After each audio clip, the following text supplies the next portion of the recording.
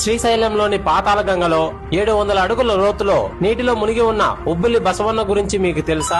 పరమశివుడికి మహాభక్తుడైన ఒక శిల్పి కేవలం 40 రోజుల్లో శ్రీశైల మల్లన్నకు 2 అద్భుతమైన జంట నదులను తయారు చేస్తాడు. కానీ వాటిని కృష్ణానదిని దాటించి శ్రీశైలం ఎలా తీసుకువెళ్లాలో అని ఆలోచిస్తూ నిద్రపోతాడు.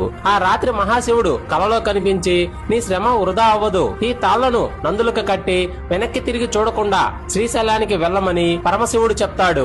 అప్పుడు ఆ శిల్పి ఉలిక్కిపడి లేచి చూడగా ఎదురుగా 2 తాళ్లు కనిపిస్తాయి. ఆనందంతో ఆ 2 తాళ్లను తీసుకువెళ్లి నందులకి కట్టి వెనక్కి తిరిగి చూడకుండా శ్రీశైలానికి బయలుదేరాడు. ఆ నంది శిల్పాలు నిజమైన నందులుగా మారి ఆ శిల్పి వెనక వస్తూ ఉన్నాయి. పాతాళగంగ చేరుకొని కృష్ణానదిని దాటుతుండగా ఒక నంది కాలు రాళ్లలో ఇరుక్కుపోయినట్లు అనిపించి ఆ శిల్పి వెనక్కి తిరిగి చూశాడు. అప్పుడు ఆ నంది చైతన్యం కోల్పోయి మళ్లీ శిల్పంగా మారిపోయింది. ఇక చేసేదేమీ లేక ఇంకో నందిని శ్రీశైలానికి తీసుకుని వెళ్లాడు. ఆ నందే శ్రీశైల మల్లన్నకు ఎదురుగా కొలువు తీరిన శనగల బసవన్నగా పిలువబడుతుంది.